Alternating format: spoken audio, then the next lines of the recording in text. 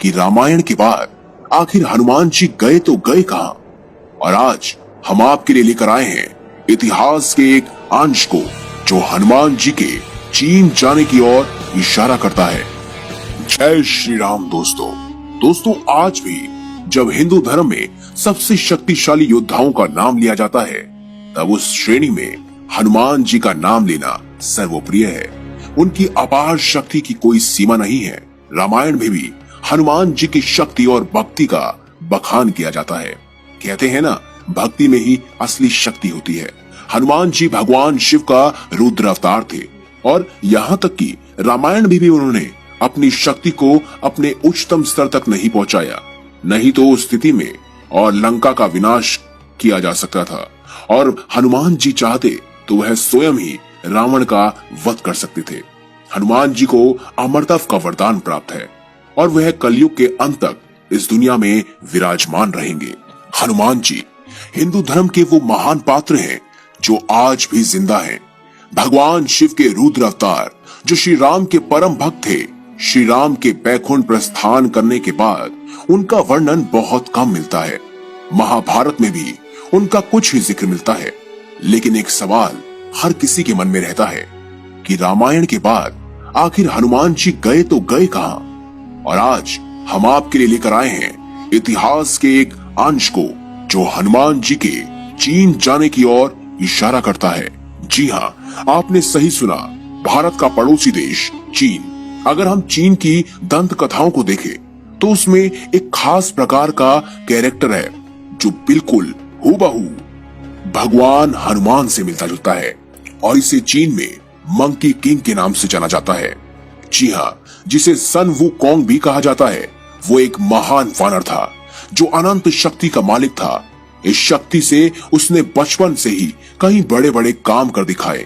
अगर हम उसकी समानता हनुमान जी से करें तो आपको बहुत आश्चर्य होगा।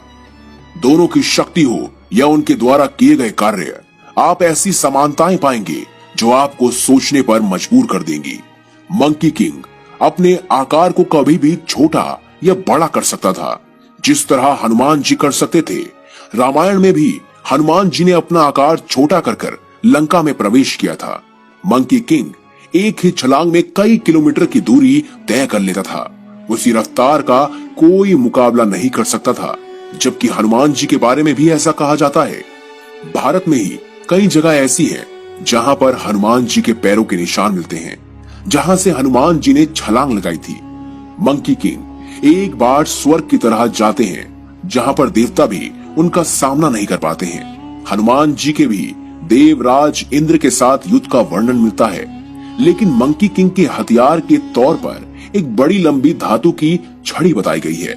हनुमान जी हमेशा गदा के साथ नजर आते हैं और इसमें समानता कैसी। दरअसल चीन की कथाओं के अनुसार मंकी किंग का हथियार वो धातु का छड़ थी जिसको वो जितना लंबा या भारी बनाना चाहते थे बना सकते थे। वो उसका आकार भी बदल सकते थे। जबकि रामायण में भी हनुमान जी इस शक्ति का वर्णन करते हैं। वो अपनी गदा का आकार बदल सकते थे, इसीलिए वो गदा उनके सिवा कोई नहीं उठा सकता था। क्या सच में हनुमान जी रामायण के बाद चीन चले गए थे जहां पर उनकी कहानियां सुनाई जाती हैं? चीन के प्रसिद्ध इतिहासकार ची शॉलिंग पूरी तरह से मानते थे कि मंकी किंग कोई और नहीं बल्कि हिंदू धर्म के हनुमान जी ही थे, जिन्होंने चीन में समय बिताया और उनका इतिहास चीन के साथ गुजर गया। समय के साथ इतिहास के कई पन्नों को भुला दिया गया और जो बचा वो सबके सामने आज साक्ष्य के रूप में है। दोस्तों, मंकी किंग के ऊपर चाइना में बहुत सारी फिल्में भी बनाई गई हैं जिसमें उनकी शक्ति का वर्णन किया गया है। तो दोस्तों, आप क्या मानते हैं कि क्या सचमुच मंकी किंग ही हनुमान है? कमेंट बॉक्स में अवश्य हमें लिखकर बताएं। और अगर आपको हमारी ये खास वीडियो, यह जानकारी अच्छी लगी हो तो इस वीडियो को लाइक करें, हमारे चैनल को सब्सक्राइब करें और इस चैनल का बेल आइकन अवश्य दबाएं ताकि आपको हनुमान जी से जुड़ी तमाम जानकारियां प्राप्त हो सके। धन्यवाद।